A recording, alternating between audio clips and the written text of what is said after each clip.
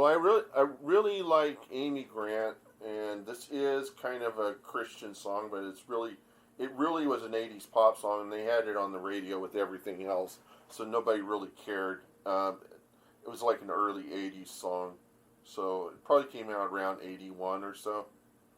And it's Love Will Find a Way. Whoops! It won't let me multitask, will it?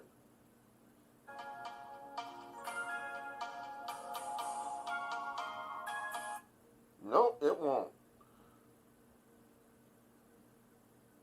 Shoot.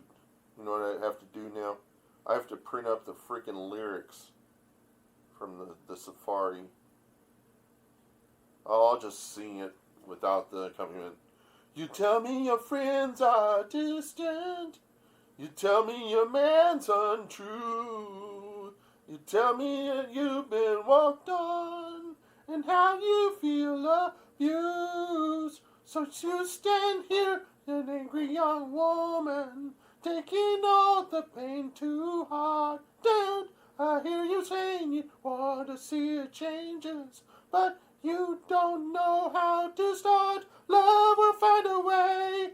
How do you know? Love will find a way. How can you see? I know it's hard to see the part and still believe. Love will really find a way. I know that love will find a way. I don't know. Love can make a way. Only love can know. Leave behind the doubt. Love's the only out. Love will surely find a way. Don't know. Don't know. No. I know this life is a strange thing that can enter all the wise. Tragedy always find me taken again by surprise. I could stand here, an angry young woman, taking all the pain to heart. I know that love can bring changes, and so we've got to move on. Love will find a way. How do you know? Love will find a way. How can you see? I know it's hard to see the part and still believe. Love is gonna find a way. I know that love will find a way to go. Love can make a way. Only love can know. Leave behind the doubt. Love's the only out. Love will surely find a way. If our God was Son, not sparing, to come to rescue you, dun, dun. Is there any circumstance that He can see you through? Love will find a way. How do you know? Love will find a way. How can you see? I know it's hard to see the past and still believe. Love is gonna find a way.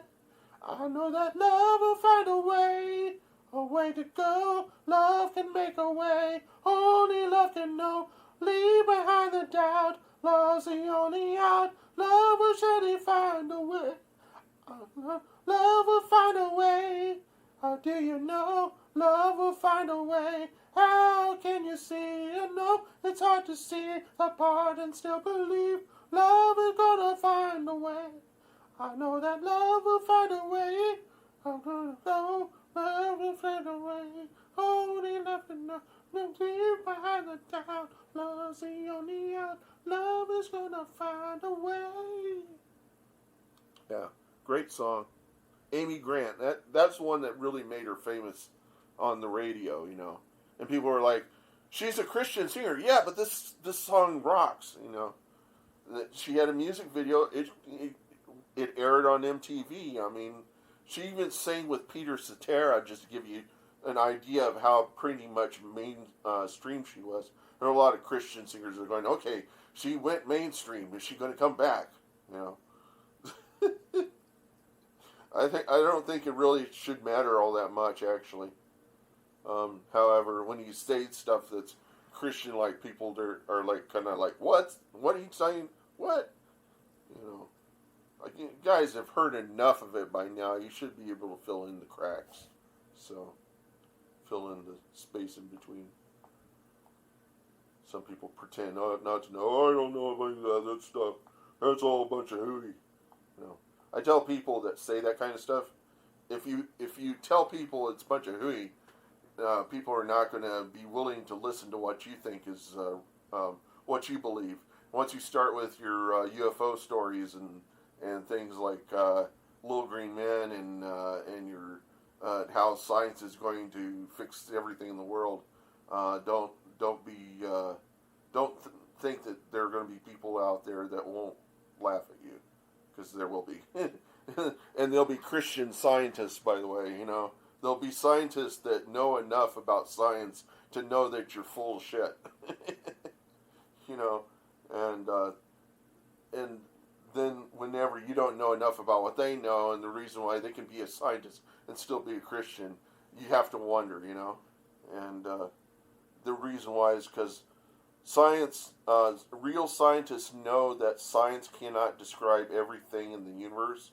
It can only theorize, and the theory isn't proven until they can actually give you evidence. And a lot of these scientists don't have evidence, but they know that if they can get you in believing in science or believing in what they're preaching, they can sell books, and you'll buy them, and you still will not be able to figure out anything about the unknown, that the unknown, the mysteries. They'll probably just postulate. They'll just give you the mystery, but they won't give you an answer. If they give you an answer, then they're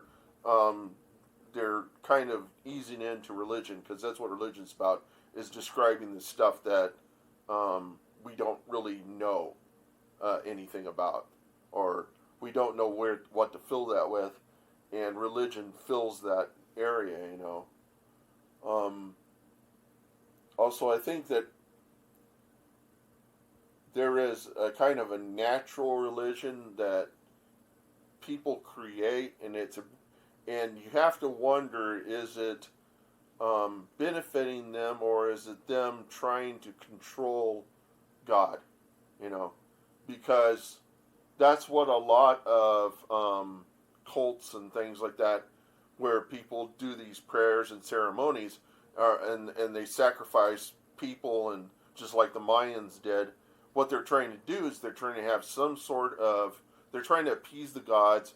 They're trying to have some control over the metaphysical and their environment and the future and things like that. They're trying to make good with the man upstairs, in hopes that their life will be nice as long as they appease the gods. And some of these ways that people appease the gods were by performing. There were some worshipers back in Jesus' time who would have these massive orgies, sexual orgies, and the reason why they did is because they believed that it would make the land fertile. So they figured if they had sexual orgies, they would have great crops, because the two were kind of similar. The crops were impregnated by the seed, and in sex you can impregnate a woman with sperm, and your fertility, you can create babies. Maybe they'll produce hay and all sorts of stuff, and as long as you're taking advantage of, you'll get. And the thing is that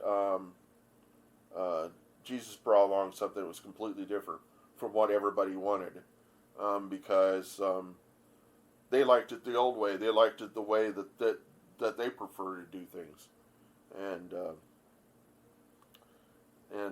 it says I don't demand in the Christian religion, and God says I don't desire sacrifice. I just demand righteousness. And so that means I'm not really into you sacrificing your babies. You don't have to sacrifice. You don't have to.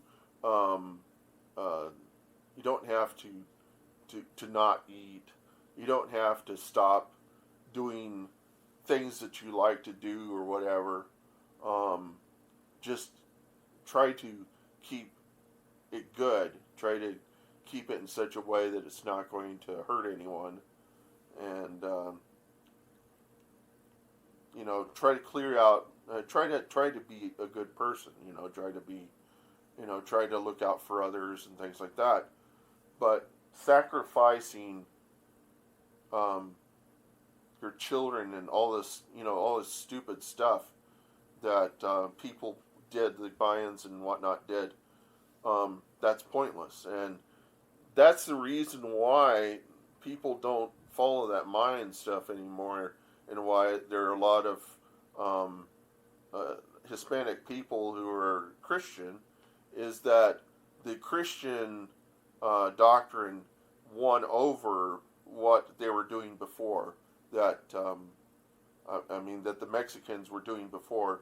The Mayans, there are probably still people that follow that stuff, but what I've heard various accounts, like whenever priests brought Christianity to Japan, it made all the samurai put down their swords, and they wanted to love each other and all this stuff, and the aristocracy was like, we can't have this. We're going to lose all of our security.